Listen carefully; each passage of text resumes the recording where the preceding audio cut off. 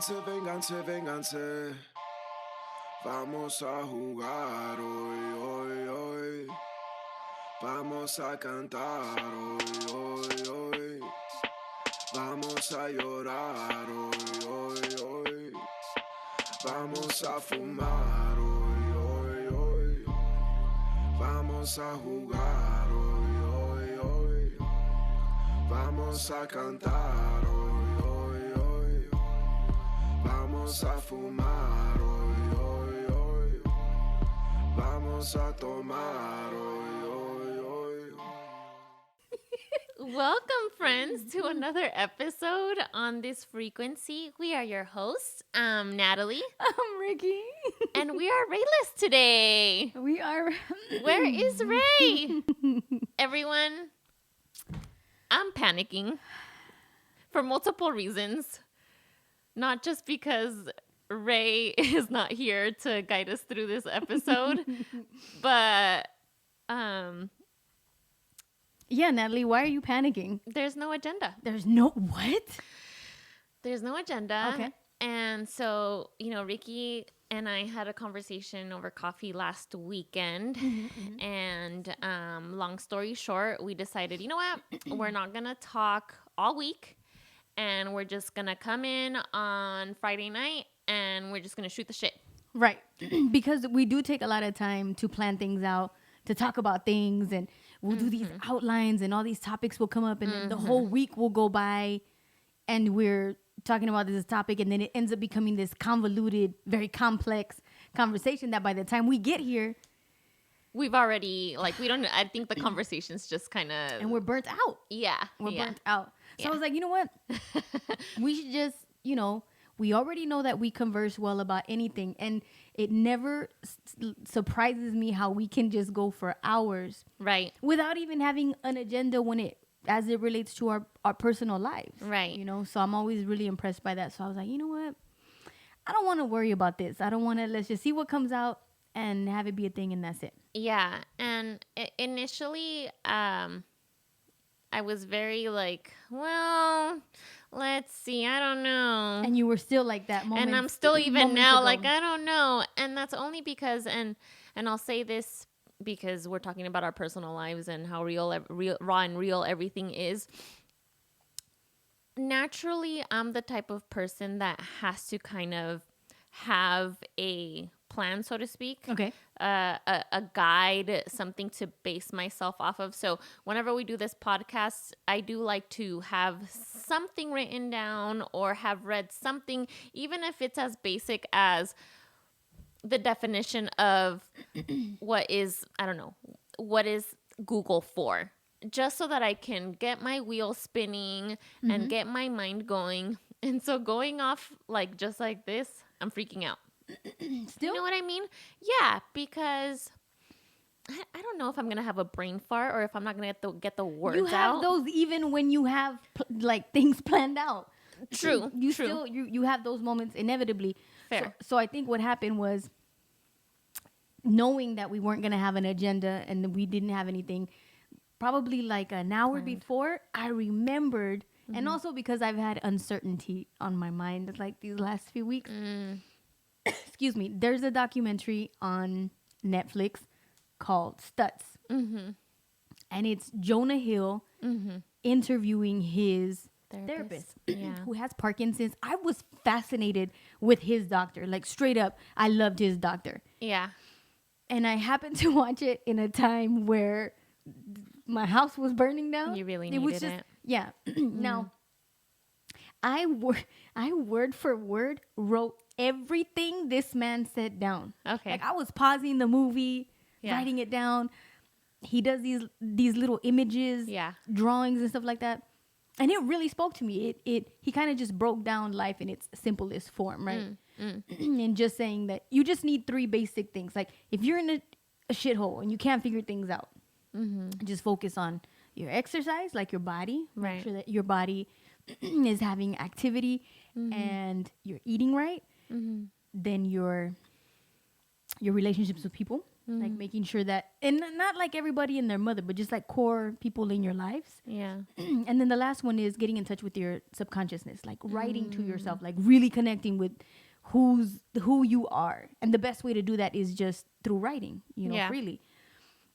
So I was really into it, and I really everything that he said I exercised. And there's this whole part that he has in there. Sorry, I can't get rid of this cough. I've had this cough for like 4 weeks. Allergy season. It's terrible. Too, right? There's this section where he talks about the aspects of reality.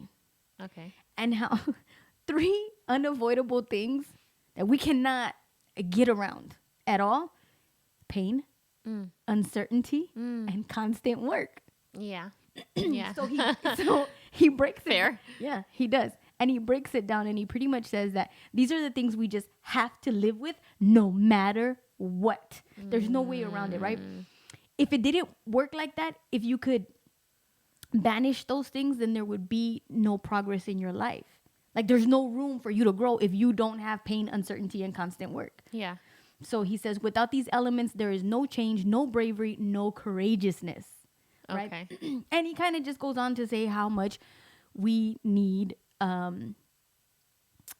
just bad things happening to us. Because that's what, and the one I think that I have the most difficult time accepting is the uncertainty part. Because that's the one thing that I think I want so badly is certainty. The relationships in my life, the jobs that I have, the things that I'm doing. How can I just be really sure of something? I want to be sure of things. Well, can we replace the word certainty with stable? Because not like you're saying, right? Nothing is certain, right? But things can be stable. You can have a. I think stability is the complete opposite of uncertainty. Because if you're stable, then you have nothing to really worry about, right? So to speak, like the things that you want to be, like what do you want to be stable about? You in particular. Money. Okay, finances. If you have all of the finances, all your money, all the money that you need and want, you have it all. You're safe. You don't have nothing to worry about, right? Something else is going to creep up on you. Right. That is going to make you uncertain that finances can't fix. Right. It's inevitable. And that's what he's saying. Like, and it kind of goes back to what you're saying of expectation. Like, don't expect shit. Yeah. Don't expect anything from anyone. Don't expect anything and learn to. So that's what I'm learning, right? Don't expect anything and get comfortable with living with uncertainty, which is hard, right? Because if you don't expect anything, then you almost embrace uncertainty. Sure. Because if something bad happens, okay, well, something good happens. Oh, surprise. Yeah. You know what we I'm have saying? to be comfortable with the unknown. And that's what I'm trying to get at, but that's hard. Yeah. That's hard to want to be certain, to want that certainty. And I was thinking, well, why do I want certainty so bad? Why do I want stability so bad? Why do I want these elements in my life? And I think because I want those things, I create these attachments with people. And I try to hold on to people as much as I can, because what if you leave? What if I don't have you anymore? Right. Then what? And then you go into a state of anxiety and panic and stress, and then you're pulling on this person really tight now. Or tugging. All of that. And now this person's freaking out, I'm sure, right? Or whoever these people might be. And then now as a result, they're going to pull away because of your uncertainty. So it becomes this like, and then I become uncertain. It's the circle of uncertainty. Yeah. It is. But I really want to embrace that. I really want to practice that. But I think it's really hard when other people, or the majority of people, think that may even be a radical thing. To love unconditionally, to not have expectations from people, and to get comfortable in the uncertainty. Yeah. Because then again, I thought, well, what am I afraid of? What am I? And I think it just goes back to the people that I lost along the way in my life that were key people, were really important people. And that quote unquote abandonment kind of stuck with me. And so now I'm in a constant state of people aren't going to stick around. Yeah. So then is your love conditional? Oh, it always has been. But you want unconditional love. I'm trying to learn how to love unconditionally. Okay. Because to my point, right? That things are conditional. It's like when you get into relationships with people, and when I say get into relationships with people, I'm not meaning like a romantic with anybody. Yeah. Oh, with yeah. your friends, with your family, with your kids. There's always, and again, going back to an expectation and going back to conditions. I'm gonna do this, but I expect you to do this back. I want you to reciprocate this. And sometimes you don't even talk about it, and it's an unsaid thing. And then and that's really hard. It is really hard. Because then you become really disappointed in yourself and the other person. And then there's all this friction and resentment. Hell yeah. Out of That's nowhere. really easy to collect. Yeah. It's really easy to resent people, to be upset with people. We were talking about earlier this week arguing. Or what is it that Ray asked us is, why do we argue? why do we argue? And I don't remember what you said. I said that I don't know why we argue. I said I know why I argue. And for me, that's unresolved trauma of trying to seek validation from a young age, always wanting to be heard and even have someone agree to disagree. And it's been a constant, I'm right. No, I'm right. No, I'm right. Okay, so like, would just you let say... me be right, So two things. My answer was, I'm arguing with somebody if I don't feel like I'm heard. Right. I'm going to have it out with you until you hear what I'm trying to say. Exactly. At all costs. Even if at the end of the day, you don't even really listen to what I actually said.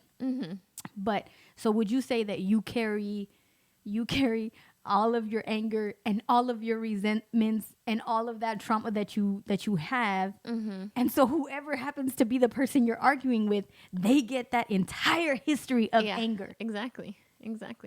Because it's That's sad. It is sad. That's it's not unresolved. fair, Natalie. But isn't that what? So what triggers your anger? Oh no! Don't deflect, homegirl.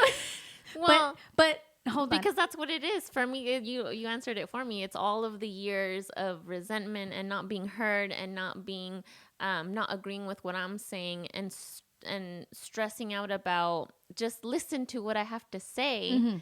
And the person on the receiving end is just trying to prove their point as well. So I think for me, I never learned how to have a conflict resolution. That's what it is. I didn't know the conflict resolution, which I've been learning along the way, right? We talked about that last week. Exactly. And so that's very difficult to do, especially when your ego kicks in, right? And all you start seeing is red. Right. And I keep mentioning this book that you suggested that we read from Dr. Gabor Mate. The Myth of Normal. The Myth of Normal. And he talks about how it's okay to be angry. Yeah. But there's a healthy way to be angry. Yeah. There's 100% a healthy way to be angry, and we just and never... to have discussions with people. Yeah, and I'm like, why am I reading this book at this age? How come I didn't read this earlier? But in thinking of the last time I was angry, I kind of like when I get angry, because I think I'm not sure that I carry all of my trauma with me. I'm sure I do. There's remnants of it. But what'll happen is I'll take shit from people. Yeah. And I'll just collect it. Not say anything. Like if you're having with a specific person. Yeah. And actually, that's what Dr. Gabor Mate says. He says that depression is literally depressed anger that you just like suffocate inside of you. And that's why you end up depressed, because you got all this anger, this build up. That feels heavy already just talking about it. Exactly. So I think, so mine is short term, right? So like, let's say we've like within the last year and a half, I may have gotten mad at you very many times, but you would have never known. Yeah. Because I shut up about it. I pack it away. And then one day you're going to do something that's going to completely upset me and make me feel, let me get back to the make me feel part. Because I want to pinpoint what that is. but I will let you have it. Mm-hmm. And I'll say all of the things that I should have said in the moment that you made me angry before. Before you started Before opening I up that bag of... So here goes a year and a half's worth of anger, and I'm gonna let you have it, and it feels so good. Yeah. It feels so good. And so, and I have a very specific example in my head about the last time that I was really angry, and it was such a good release to say all of these angry things, Yeah. to say mean things, Yeah. and to just, because I think I prefaced my my disbursement of anger with saying I'm really pissed, like I'm angry, and this is me being angry, and then I just like have at it. After I'm done with it, it's like a good cry. You Yeah. feel relieved. Yeah. And then I go back and then I apologize, like, look, I said some mean things, but I really just wanted you to kind of feel what I was feeling. Yeah. It's not because I really necessarily think that, which is not a good thing to do, but acknowledging that and going back and kind of walking through your angry moments. It felt so good though. Yeah. So now I have to learn how to do that Initially. and not hold on to the inventory of anger that I have for for anybody. Right. You get what I'm saying? Because it can become, rather than what our conversation was, an argument, it could just be a discussion. Which is completely different, right? We can discuss the issue. Hey, you know what? I didn't like the way that you told me this. Can you please not do that again? That really hurt my feelings. And the person will acknowledge, hey, sorry, blah, blah, blah, rather than I'm going to bottle it up, da, da, da. And now we're arguing because, hey, now you're not listening. Now you've already made me feel all kinds of ways in the past. And so now I'm going to throw it back at you in a mean way. Yes. And so, I just lost my train of thought because I was looking up the definition of argument, which is an exchange of diverging or opposite views, typically a heated or an angry one, like when you have those underlying tones of all of that. I think the reason why I won't have courageous confrontations with people, I'm afraid of losing them. What if I say something that's really going to upset that person and then they just walk out, which is absurd for me to think. Like, as I'm saying that out loud, I'm thinking like, why would I think that key people in my life would do that? Right? That's a weird thing to say. And or I just don't want to cause any conflict. I've already been through enough conflict. Why would I want to just create more? But with that, depressing my feelings and compounding everything inside instead of just fuck it, like this is what it is. Yeah. I think I could agree with you on that. I'd rather just avoid the conflict altogether, because now I don't want this weird tiptoeing around, or I also won't want to have confrontation if it means that now a said person is going to say, oh, well, I can't tell you anything because you're going to be mad. You're always upset, which I think I told you a few weeks ago that I'm so tired of just coming off like an angry woman all the time. I'm tired of being angry. Okay, so what are you angry about? This exact topic, not being heard, feeling like nobody's listening. Okay, so and by nobody listening, I'm meaning the core people in my life, as we're saying.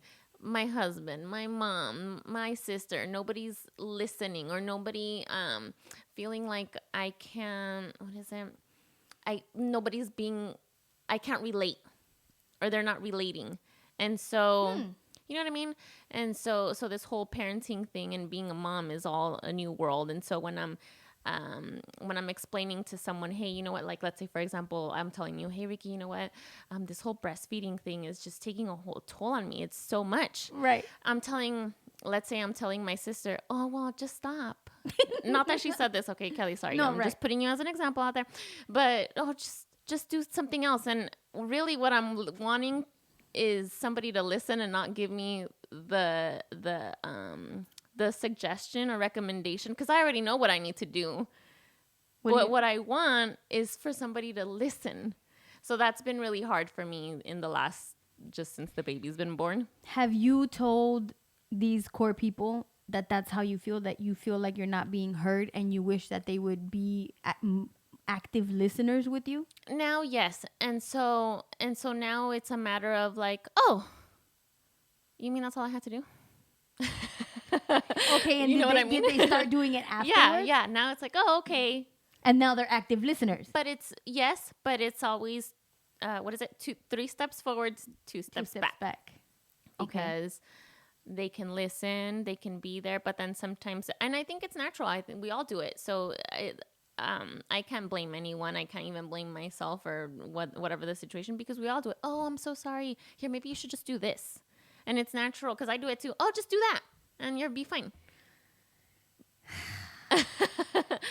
You know Okay, so and you can't be mad at people for being different types of listeners. Exactly. Which goes back to expectations. Like, you want people to listen to you a certain way, hear you a certain way, and then follow it up with actions to reinforce what they heard out of your mouth. Mm-hmm. Actually, that makes sense. That's and that's what I would call like active and loyal listening. Mm-hmm. When you tell somebody, hey, I've been through this, that, and that. Like, here's all my shit. Here's all my trauma. Here's everything. Yeah. I kind of would hope that person would take a proactive approach. Yeah. And not do things that would trigger more whatever PTSD I had before. Yeah. And I say that because I've practiced that. Mm-hmm. Like, I've had people in my life who have said, oh, friends who do have PTSD from being in domestic violence disputes, right? And I'm aware of that, and I'm careful when I listen to them and what I tell them, right? Because I want them to feel heard, and safe to tell you too, and safe to tell me. And so that, but not everybody is like that, and sometimes I feel bad getting mad at people who the concept just doesn't reside, and they're incapable of listening. But it does lead me to think about, I was reading something about listening, and I'm actually a really terrible listener. Mm-hmm. And I realized that and only because I want to just problem solve, like right away I want to go in there and fix whatever someone's telling me. Mm-hmm. They may not even be asking me for help. You're about action. So in the first 30 seconds of somebody telling me something, I've already fully assessed what the problem is and how they can fix it before they even finish their complete thought or sentence. Yeah. Okay? Yeah. And I cut them off, and I'm like, oh, okay, well, look, you just got to do this.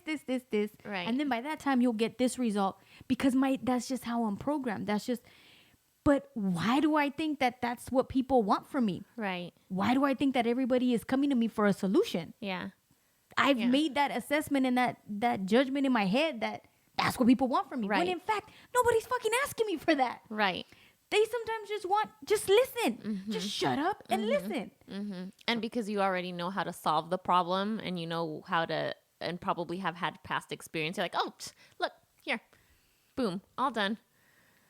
Right. And so now with people, like, I have my dear friend Amy, and I tell her all the time that I'm trying to practice this, right? Yeah. So she may come and vent about something, anything, and I won't say anything. So if you're my friend, you know that I am always talking. I can't keep my mouth shut. So it's got to be a weird experience when all of the sudden, I'm not saying anything. Right. So then it's like, are you there? Yeah, well, I'm here. I'm listening. Well, I wonder, because I feel like I'm the one that listens to you all the time. Do you ever feel like I'm not listening, or that No. Or you know what I mean? Or that I don't have anything to say to you? No, not at all. Okay. How you have made me feel is I feel like I just dump everything on you, whatever it is that I need to say. Yeah. You only interrupt me when it's a vital part of whatever assessment you're going to make in your head. And it's not that much. It's rare, few far and in between. Mm-hmm. And then once it's all done, then you like lay it out very beautifully. Mind you guys, side note, this takes about 20 hours to do. No, but only because, and not because of the talking or the conversation, but because there's just so much that goes into just because you can say, oh, I have this problem, but this problem becomes so much more than just, oh, I'm sad about this person, it becomes, okay, well, what has happened in your life? What has happened in this person's life? What is actually the root of the problem? And so we can go on and on and on and on, and until we pinpoint, all right, this is what you need to work on. Right. We don't have enough people like that in our lives. No, we don't. And again, that's why I'm trying to practice just Listening. shutting the fuck up and listening. But that's not like you. That's not like do you feel like, I don't know. I don't feel like everyone. No, yes, okay. Never mind. Everyone does need to be a better listener. Everyone should be a good listener. What if you're just not good at it though? And Yeah. you can't. What if they're That's not not your strength. They're not. I don't want to Not that to is say not that. my No, I'm strength. not saying that's not don't your wanna think strength. that. I'm using the hypothetical person. Agreed. That's But not their strength.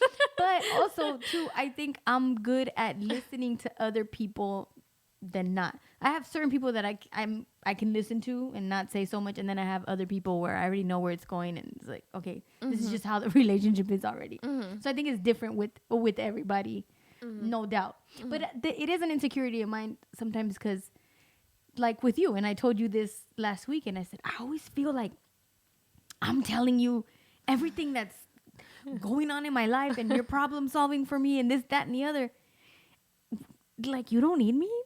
Like you don't want to ask me for something, or can I listen to? Can I help? I feel guilty. Yeah. That I'm just usually the one that.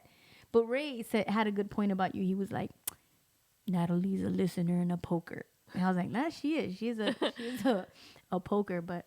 Yeah, I think that I'm very much like that with a lot of my relationships. I'm the listener. I just listen. Even in social places where listening isn't required, I'm a listener. And Yes. I'm totally okay with that. And the opposite of you, I'm trying to be I'm trying to share more, because that helps me release and process all of whatever I got going on. But that's so hard. That's so hard coming from an environment where it was just, calladita te ves más bonita type thing. You know what I mean? Oh, well. Yeah. So I am trying to share more. So you were told that growing up? Oh yeah, absolutely. Calladita te ves más bonita. Yeah. So translate that in English. Oh God. Quietly, Jesus. you're more beautiful quiet. Yeah. Say You less. just Say less. Say less. Say less. Say You less. look better. I don't know if that's the right translation, but it is. It is. And and it didn't have to be. That's not something that was directly directed at me. That's just a given. Oh, I was directly You know what I told. mean? It reminded me. My mom used to go and get her hair done, and I remember. She's gonna kill me for saying this. I remember her taking me. I don't know. I must have been like 7 or 8. And before we walk into the salon, she's like, "Don't talk. You talk a lot. Just please sit still and just shh." And my mom was very and I always felt, well, I'm gonna sit there I want to know what these ladies are doing, who they are. There's so much to see, so much to ask that's about. just who I am. I wanna know. So, and again, my mom was the complete opposite. My mom was, she's a mouse. She doesn't make a peep. Yeah. To this day. Yeah. So to have someone opposite of her or of you, I can must have been imagine very that must have challenging. been, that must have been difficult for my mom, because it was it was definitely, and it makes me think of my brother, and I think that's why she has a better connection with my brother, because he's quiet, like her. He does, which makes me now think. So of the two of you, because the two of you, I would categorize you guys as listeners. Yeah. My brother doesn't say much. Well, he does in different things, but in other things, I don't know. He's just you. I don't. So you're both listeners. Shit. Oh, and that's hard because of the listeners, the talker. And so that also brings some of our issues. I'll tell him like, dang, you really don't got nothing to say?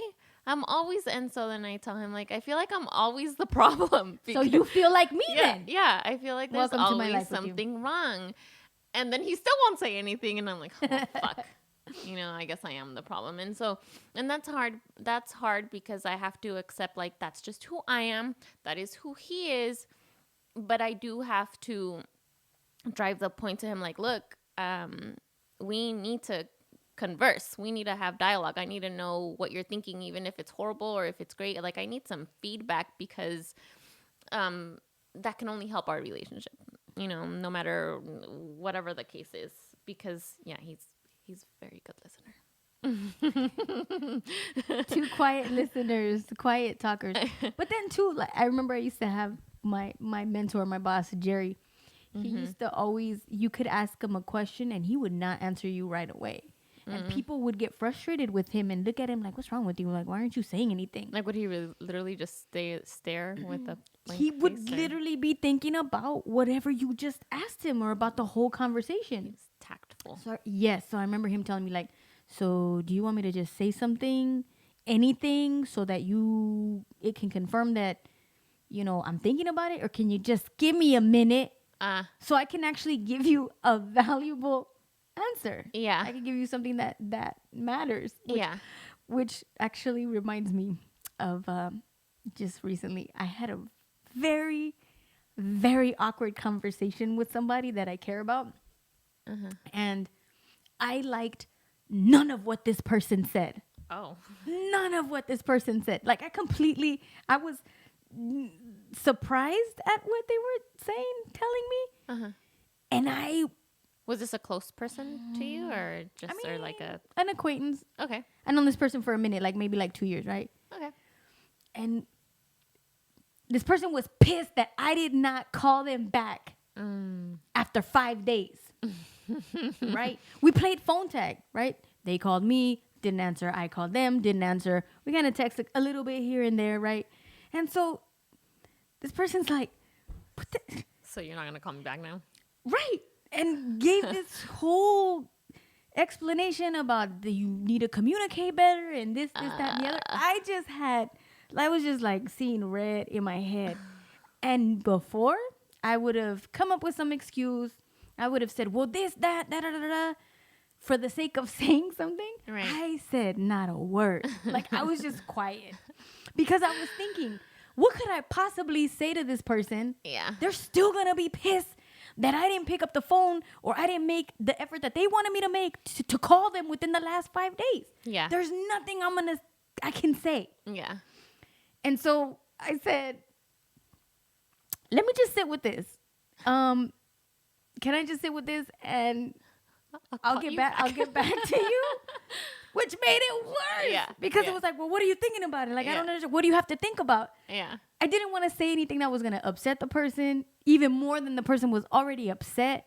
And I was just irritated. Like, why am I having this If I could have really been honest in that moment, I'd have been like, you're not my dad. Bye. Yeah. Like, what are you doing? Like, why do I For have to report to sure. you? I was pissed. For sure. I don't like anybody giving me like timelines, restrictions.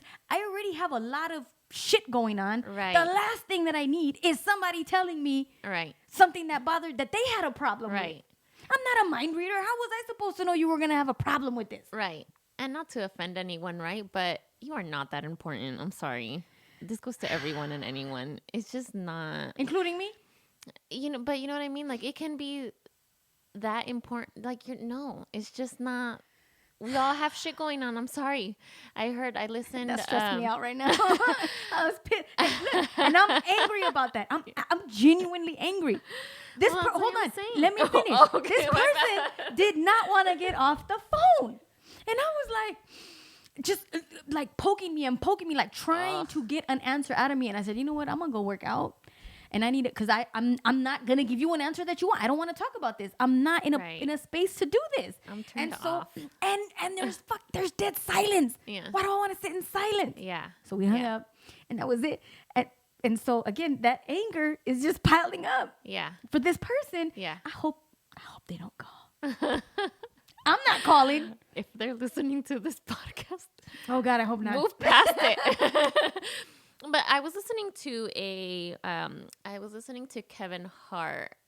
where was it? A podcast. Oh yes, the Jay Shetty podcast. Kevin Hart. Jay Shetty with hair. We had a whole discussion about that's Jay a Shetty whole with other hair. thing. He said something that really resonated, and I've been having it on my mind, and it just kind of goes along with what you're saying. I feel it's just that everything is not that deep, and everything does not require an explanation Or an answer or a response. or yeah. Okay, but I'm so glad you said that. So here's the thing. I was thinking about some very significant decisions that I have to make in my life. Like, I have some real serious decisions I got to make. Mm-hmm. And I have overthought these decisions like you have no idea. Mm. Thinking about all the possible scenarios. What could go wrong? What could go good? Like, just thinking. Mm-hmm. And today I was like, wait, I've just overthought this. Why am I thinking so hard about this? This shouldn't be something that is that difficult to think about. Mm. But it goes back to uncertainty. Mm. I'm trying to find like a fucking math problem. Mm-hmm. This plus this is going to give me this answer. Mm-hmm. I want that. That's the certainty that I want. But because that's not the way shit works, that's not the way life works, you live in this state of uncertainty and you're overthinking shit and you're all of these, and there's no peace with that. To your point that shit doesn't really have to be that complicated sometimes. Yeah. But we love to complicate it. We love to get ourselves in the mud and make things worse. By the time that we're done, we're 6 feet, in, drowning. Mm-hmm. And all along, we've had the answer on our hands, and I don't know. We overthink a lot. Yeah, we do. We make up scenarios in our head, and we're But really it good goes at back manifesting because shit. but you want to be sure about something. So you are gonna think all of those things through. Well, what do you want to be? Well, what are you trying to be certain about? What exactly? What is it? Let's get because I want to solve it now. You see, look at how I want to give you the answer now. I think that I'm getting to an age where I'm thinking about, like, I look at both of my parents, right? Yeah. They're polar opposites. I have one parent who did not remarry, focused on her kids.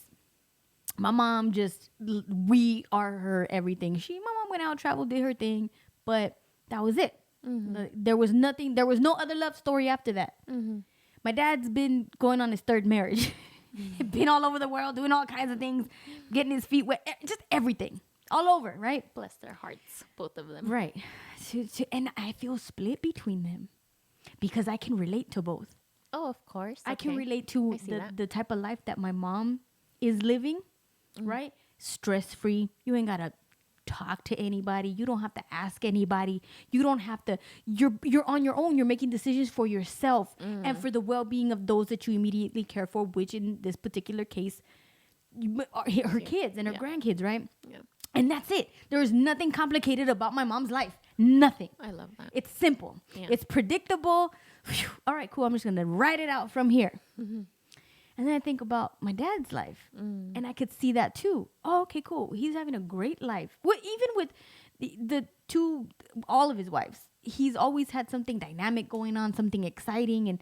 And I thought that was beautiful to be able to share that experience with somebody and to be able to build a life with somebody as you go on through life, right? Mm-hmm. So I feel like I was like, what do I want for myself? And I feel that as if I'm at that like crossing point, that threshold of see. I'm either gonna lock it down, okay, and focus on my career, my path, all of that, my kids, yourself, and I'm going to just cut that expectation or cut that desire to do what my dad's doing, that, building with somebody else, having a romantic partner of any kind. If I go my mom's route, right, that could work. I see how it's working for my mom, right? And then I think about, but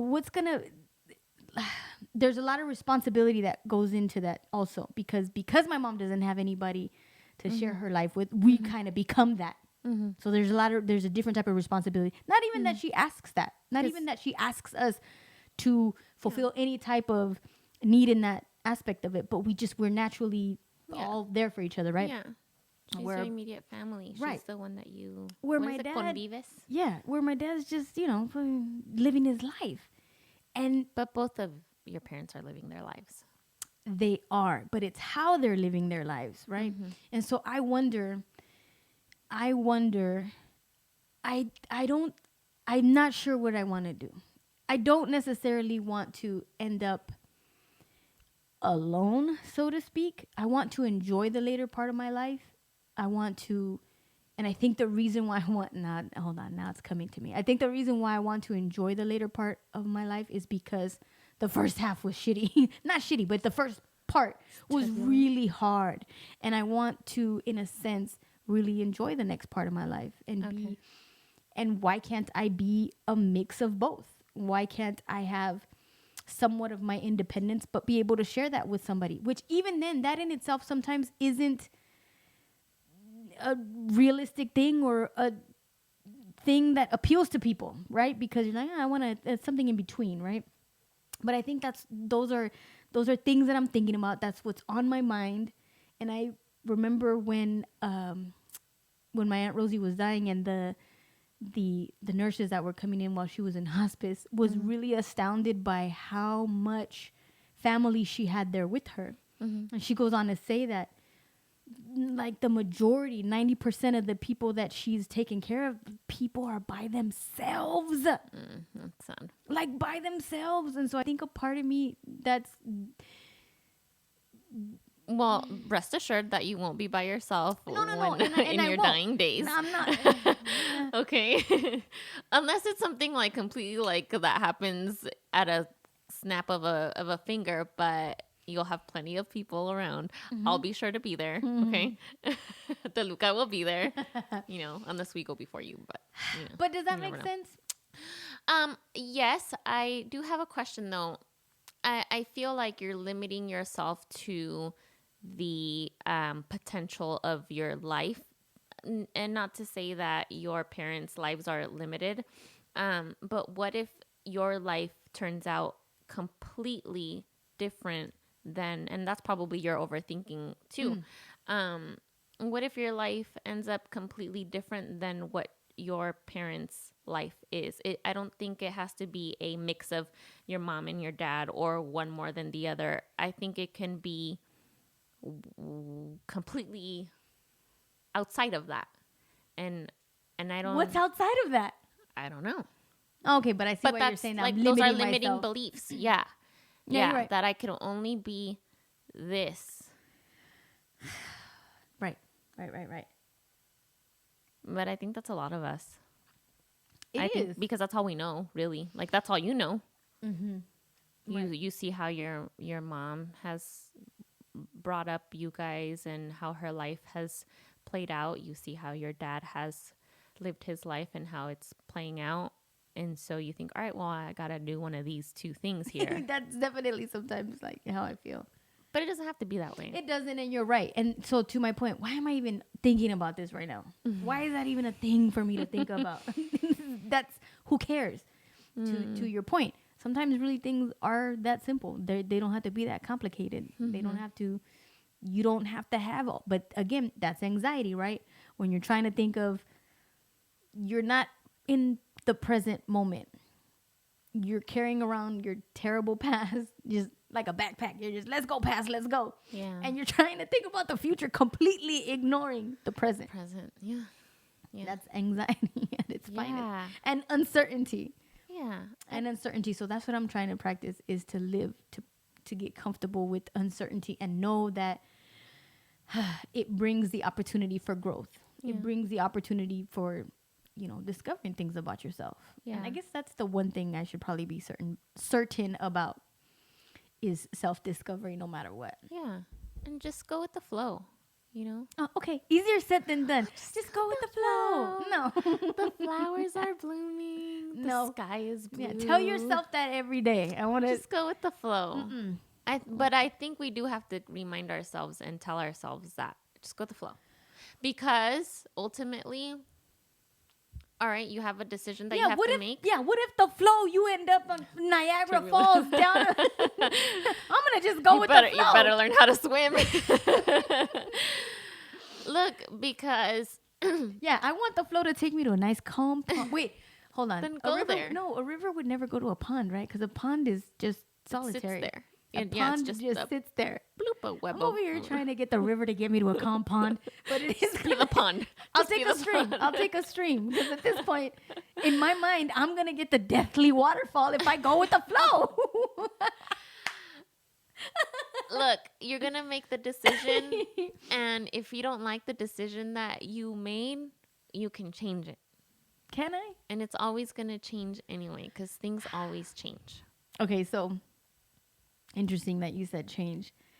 1,000 years ago, 1,000 years ago, when my brother was going to Musicians Institute. Okay, he is not that old. I literally thought you were gonna bring up like cavemen or something. Okay, I don't know how long. Okay, wait. Selena's 22. This was she's gonna be 21. So this was like 19 years ago. Okay.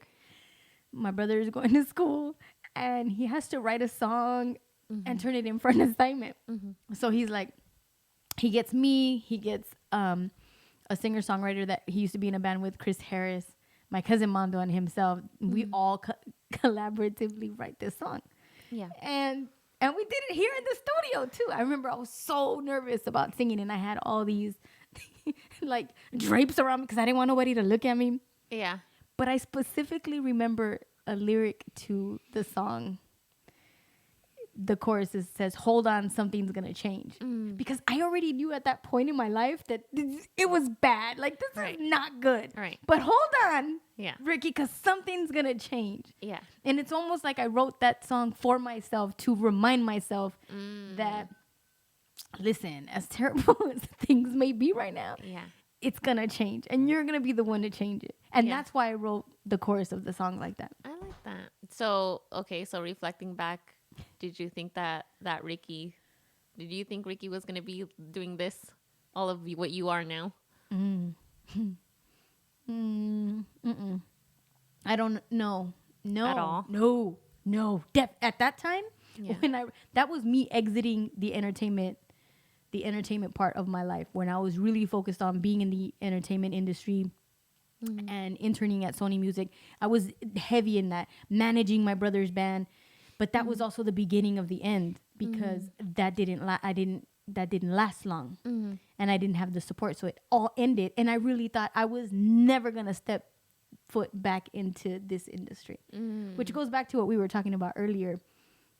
In this break that I've taken for myself, I really reflected and thought, am I really supposed to be here? Am I really supposed to be doing this? My Like life, now? yeah, Like today? like just being in the industry currently. that I'm in, like doing what I'm doing right now. Wouldn't this all be a lot easier if I just got a regular job again, and I could live a good life, and I could, not have to worry about all of this stuff that's going on and build a business? That would just be a lot easier. Why am I doing this? Yeah. Why am I here? And I think earlier when you came in and I was telling you that I was really excited about what was going on this weekend and everything that we had going on, Yeah. is that little twinkle in my eye. Yeah.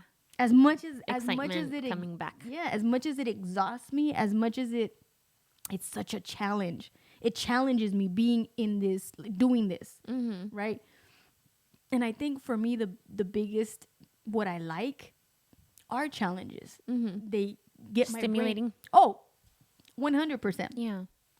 I think about, like, today's Friday, right? Okay, so we have, I think, like 4 different events that have to happen in the next 2 days. Okay.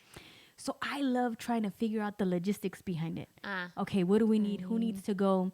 What are going to be the anticipated problems behind it? How can we immediately troubleshoot and resolve? Yeah. And how does everybody, just the logistics behind all of that, it just absolutely, like, I love that. Yeah. I love that. Yeah. It does wear me out and it does take a lot from me, but that's what gets you going. and I like to see the end result. I think you're also, and correct me if I'm wrong, right? You're in a different state of mind. I think that you're approaching this from a completely different angle. Yes. And obviously you have, not that you haven't had the experience, but the experience from the last year or two, and you've been able to reflect on what you did like, what you didn't like, What can I change personally about and it? professionally. Right. And now you're coming in with said things in mind, and now you're gonna execute Yes. more seamlessly. I think it's more seamless this time, or it appears to me, it appears to be more seamless. Thank you for that credibility. Yes. Which goes back to uncertainty. What? How? Because I don't know how I managed to do it, but I survived for the last year off of what Rose City Sound made. You know how hard that is? Yeah. How hard that was? Right. New business. That was a very humbling thing for me. Yeah. Yeah. The uncertainty is what drove me crazy. Yeah. I don't know people are going to call us for business. And it doesn't matter how much business development, how much relationships, people can change their mind at any minute. Of course. The same way we've gotten opportunities, right? Yeah. When people decided to change their minds about who they were doing business with before. Yeah. And we got an opportunity, right? Yeah.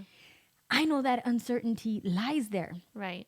And then when you're surviving off of it, oh man, it was terrible. So now you're overworking yourself and just completely throwing yourself at it, making sure that there's not a beat that's missed. Yeah. Which was careless on my behalf also, because all I had to do was ask for help.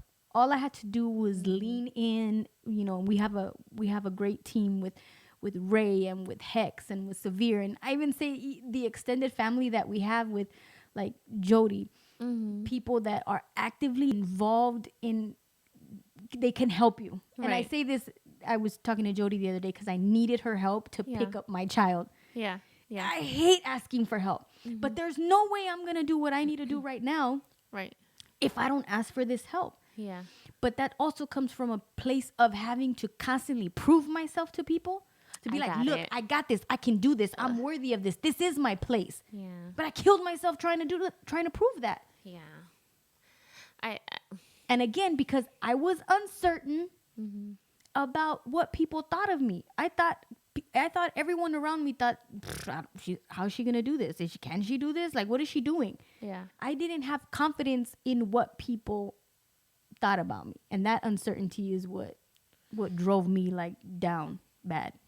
But now you don't need that from people anymore, right? Or No, that's that's- not something to have. No, I don't. Want. I don't want it anymore. I don't want to Yeah, do. we I don't want to. need it. I don't want to abuse, because it's a form of abuse. Like, what I did to myself was very abusive Yeah. on every level, and I think that knowing the certainty that I have now is when shit hits the fan and everything just like goes to shit, you really see who's there. You really see who has it out for you, Has your back. who has your back, and then that's when a kind of certainty comes through. Who's gonna reach out? So it becomes a thing where it doesn't matter what's gonna happen. Yeah. That uncertainty is always gonna be there. What is certain Yeah. are the people who love you. What is certain are the people that are next to you, are helping you, are guiding you. That love should always be certain. Yeah. Because if you don't have that certainty with your group of people that you have around you, how are you going to tackle all of life's uncertainties? It Right. becomes nearly impossible. Damn, that was good. Damn. Look at us being Ray. Yeah. You get what I'm saying? You are love. Yeah. Love is the answer to everything. And my brother always says this all the time. He does. Love, love, love. We Hex and I we did a Dodgers event this Tuesday, and he brought his nephew with him. After we went and we caught lunch, we were having lunch, and he asked me, he said, "So, Rickie, what is your what is your goal with Rose City Sound? Like, what is it that you want to do, right?" And so I said, "Well, I guess the long-term goal is to have a brick and mortar and, have a place and whatever, travel the work out world of with there. all the talent that we have and build and bring music to people." Yeah. I said, "But I think ultimately my goal is to do what we do with all the love that we have inside of us. We love music. Our relationship with music is big, right? And then the relationship and the commitment and the purpose that we have to share that music with people. Yeah. Because we also love to see how music influences people, how music changes people. How they move. Everything, the emotion behind that. So the combination of all those things. And then you get to do that with people you love. Yeah. And then you get to practice that and share all these crazy events and all these crazy times. And all of that is love. Yeah. Bliss. It's love. And love, I've recently learned, is hard sometimes. It's difficult. But at the root of it, it's everybody's intention, and commitment to one another and to the purpose of sharing music and just legit making the world a better place. Yeah. That's all it is. It's that simple. That's all everyone wants. Yes. I don't know why I brought that story up. Girl, you can't ask me. I don't know. What does the chat say? I don't know. Chat, where are we at? Because if you don't know, I have no clue. We don't know. And we're actually going to wrap up because we do want to chat it up with all those live on Twitch with us. You can catch us on Twitch. Yes. Fridays, 6 o'clock Pacific Standard Time. We're here and we love it. This is new for On This Frequency. Because after this, we get to ask everybody what their uncertainties are. What are you guys scared about? What makes you nervous?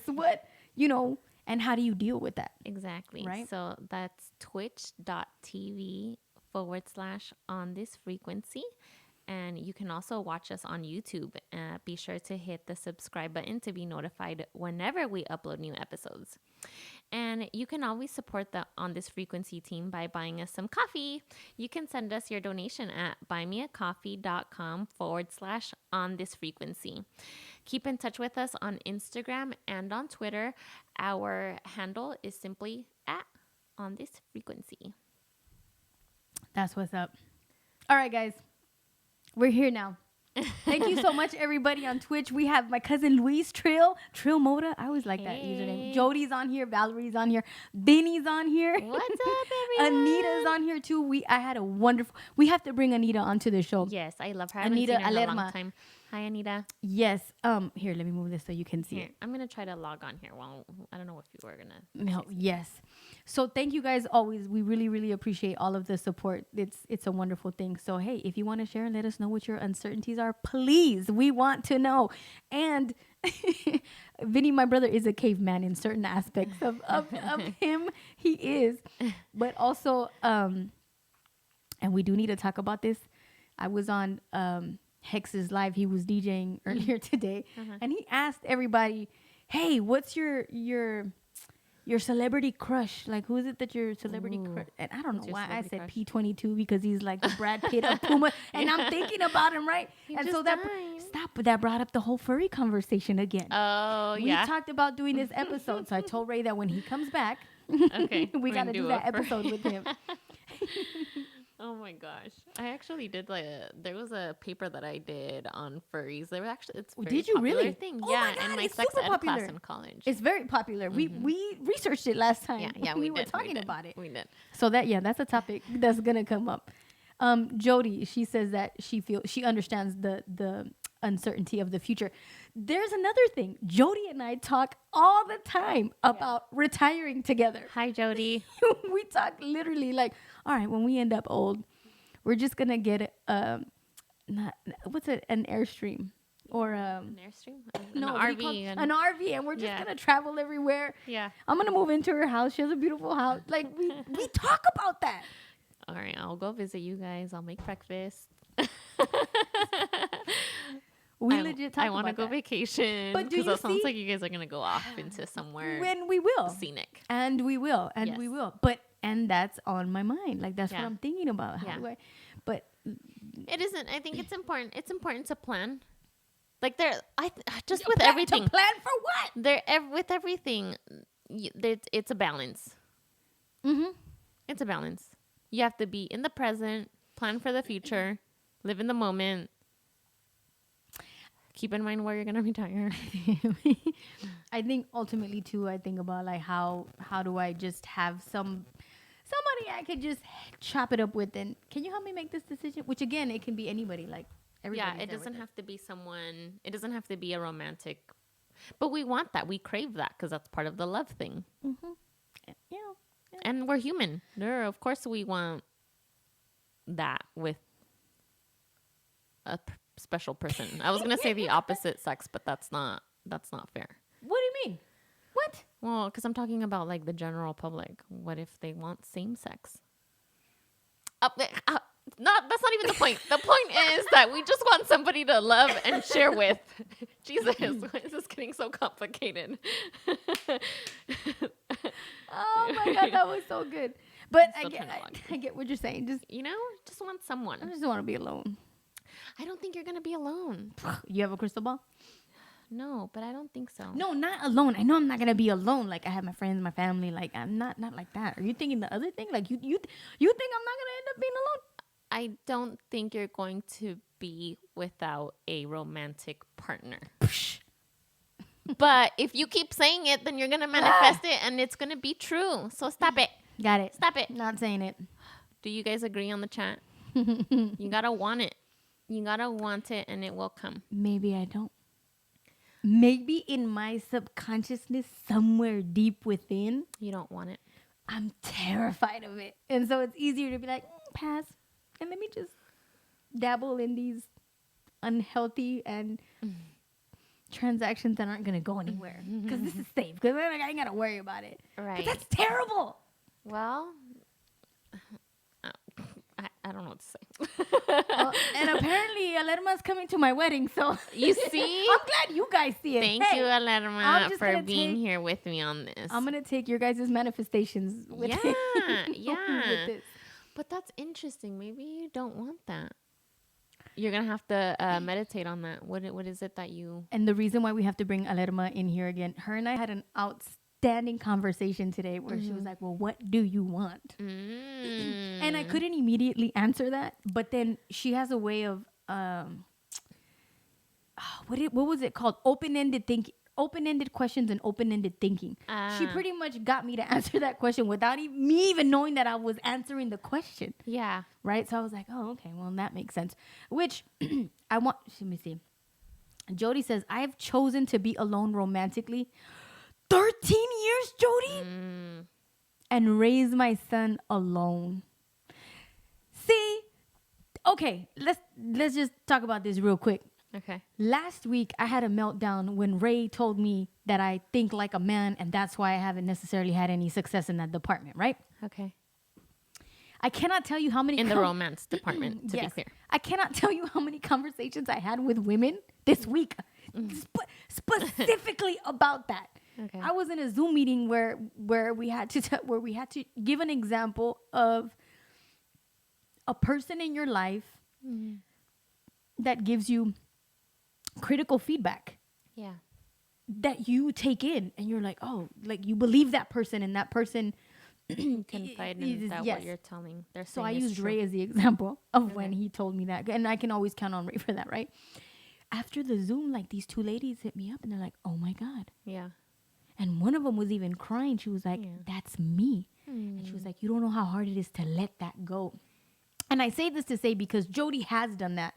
Jody has raised her son alone and has chosen to make him a priority and not, I'm not putting your business out here, Jody. Well, Jody just said that I'm sorry. she's raising someone, or she's raising her son alone for 13 years. So, She's done a great job so too. she has let that go. Well, assuming, right? I don't want to assume. Let's not assume anything. Let's not do that. But I want to circle back to Alerma. Yes, I do also want to. This is your invitation, Alerma, to come in, because I want to have her on Twitch to give us a little bit of her sound bath that she does. She does a sound bath session, and she does these out of a studio. I think I wanna confirm that. And also just she's a great human being and has great insight. So Hell yeah, she is. So She's a natural, and we're working together on a project, which is why she came over today. And I'm also putting Alerma's business out here too, about how music, which goes back to how music is love, but how we can use music to connect with the youth and for meditative purposes, for journaling purposes, like how you could really connect with music to learn something about yourself. Even though, that would be great to have her come in so that you guys can talk about all of that. yes. You know what I mean? Yes. Yeah. Jody's confirming. Thanks, Jody. But she just laughs. All right. It's Well, okay. All right. Well, I'll see you guys at my wedding. My big wedding that you guys are going to do for me. it's going to happen. If you want. If you want. Nah. I've been married, which, by the way, the second ex-husband, is recovering well. Oh, good. And he's coming to this podcast to talk about lying. Yeah. And I know once he's fine, he will come and he will openly talk about why the hell he chose to lie to his fiance about Don't his put his past. business out there. I'm sorry, no.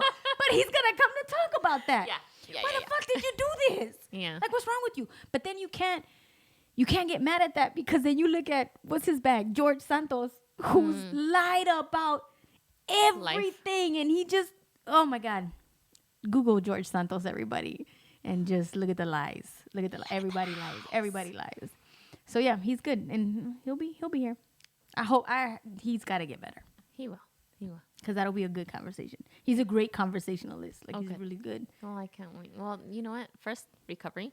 Recovery is important, and then one step at a time, right? One step at a time. All right. I don't know how to turn this off. Thank you guys so much. We appreciate you. We love you. I'm trying to figure out how Thank to you do for this. another great there's episode, end y'all. credits. Buenas noches. Bye, guys. Vénganse. Vamos a jugar hoy. Vamos a cantar hoy. Vamos a llorar hoy. Vamos a fumar hoy. Vamos a jugar hoy. Vamos a cantar hoy. Vamos a fumar hoy. Vamos a tomar hoy.